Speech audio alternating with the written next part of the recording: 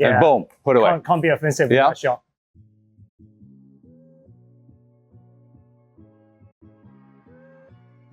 There's less emphasis. If you watch like Fed and Jaume and Anna Lee, like their drops are basically soft drips now, where they're not really focused on making sure the ball bounces. They're making sure they're taking it with positive momentum forward, and it may be just at its peak, it's not falling, and they just want to get this ball like linearly back to the person as quick as possible. Yeah.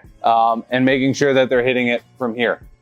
They actually want you hitting it from here so that their partner can crash or provide a lot of pressure, as opposed to like waiting for this ball. Traditionally in like 2023, it's like boom, boom, boom, right? They're like, no, it's on the rise.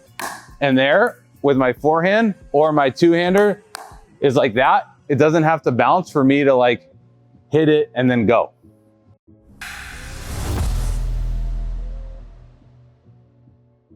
And obviously those guys and Anna Lee are really good at like moving through it.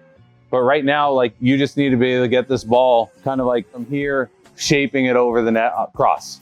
And if you tell your partner go, because it's good in dipping, they're here ready to capitalize on a bad volley. And then you've just shrank the court for them really well. And it didn't need to hit the black. You know? I see. So like rather than always aiming to land the ball inside the kitchen, but anticipate the opponent to actually take a volley, but the volley should be somewhere at their knee. Yeah, I'm aiming. Yeah. I think they're like realistically aiming for shins and knees, because you know with their partners that they're playing with are very good, but there's a tight coordination when they take that ball and roll it across. Someone has to handle it really well, and they're telling their partner knows to go. Yeah. And ultimately, unless it was here, things get defensive, it gets pushed here, and now they're up at the kitchen, right? But they didn't need to aim and risk a ball that was like going to hit the tape because they needed it to bounce 2 feet in the kitchen. Yeah, I see. So go. And that's particularly effective against shorter opponents or people unwinding. Like it really does allow you to aim for the knee, as opposed to like, you know, a much softer ball here, because even if it lands and sits up, they can actually get a lot more offensive. But if it's here, it's like way harder for them to get offensive technically, or believe that they should take that risk so early in the point, you know, on the 4th ball or 6th ball. I see. So if we're like trying to target their like kind of knee and below, we're talking maybe the ball can land anywhere between the line and here would be like good balls, right? Because then they can't really take the volley too high. They'll be like down here. And I never really think about like where it's going to land. It's similar to playing, you know, I don't really play that much singles. It'd be different in singles to where my passing shot landing, right? How deep is it? How close to the sideline? On the drops, I'm just trying to make sure I'm like aiming for knees or larger open space behind the kitchen, because they've unwound and they're like slow to get there. Like I'm just trying to make them hit it out of the air here. I'm trying to make them hit it out of the air.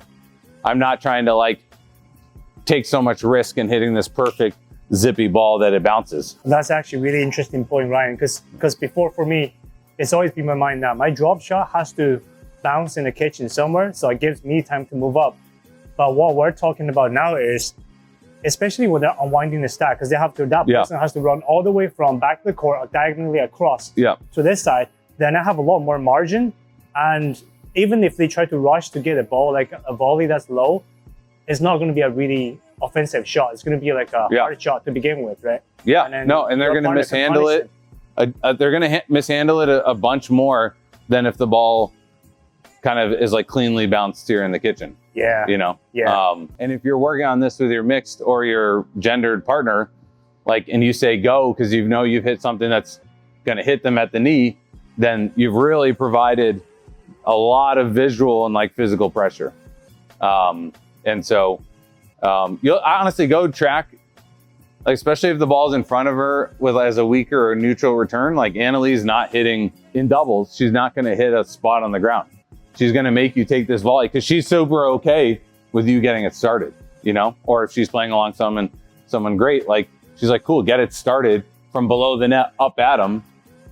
That's good for us. Yeah. Or if you are smart and you're conservative and you just bunt it or volley it or redirect it, then we're at the kitchen. And we've kind of like, you know, had optionality of both good things happening. Very interesting. I started using Lost paddles back in March 2025. I witnessed how Lost continued to improve the quality and performance of their paddles over time, and my own game also improved with Lost paddles. The new Lost Cannon and the Lost Pro 4 series are amongst my personal favorites, and I have been using them in tournaments, drills, and lessons. Not only they come with the power and spin that's required in modern games, their large sweet spots make them very forgiving for players of all levels. What's even better is the fact that as of October 1st, 2025, both the Lost Cannon and the Lost Pro 4 Inferno are dual approved by both USAP and UPAA. You can use these paddles to play any amateur or pro tournaments. And the craziest thing is, if you use my discount code JUNG on the Lost website, you get 15% discount on everything, which brings the Lost Cannon paddle down to just $92. And I challenge you to find another dual certified paddle on the market that plays as well as the Lost Cannon for less than $100. If you have more budget and would like to get your hands on a paddle that can rival any other paddle on the market right now for less than $200 using my discount code, and it's also dual certified, I highly recommend the Lost Pro 4 Inferno, and you'll love the sound of it hitting the ball. These paddles also come with a standard 1-year warranty for your peace of mind. Thank you, Lost, for supporting my journey. So if John was unwinding here, my goal on this neutral return here is that. Yeah. Or get one step closer, John. Sorry. Yeah. You can start closer. You get. Okay. Right here. So yep. It's that. Yeah. Versus this. And even get closer. Even get closer. Closer. Like I want. Yeah. I can only take half volley. Yeah. Or volley, but start closer. Okay.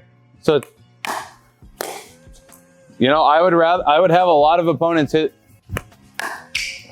That's a tough ball. It's crunched by my part. If I said go, we'll take that. We'll take that. We're in the kitchen, you know, or a two-hander. Again, that bounce, but one more. Get closer. Yeah. And then just stay at the net here.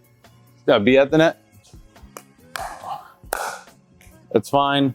Not great, but and boom, put away. Can't be offensive with that shot.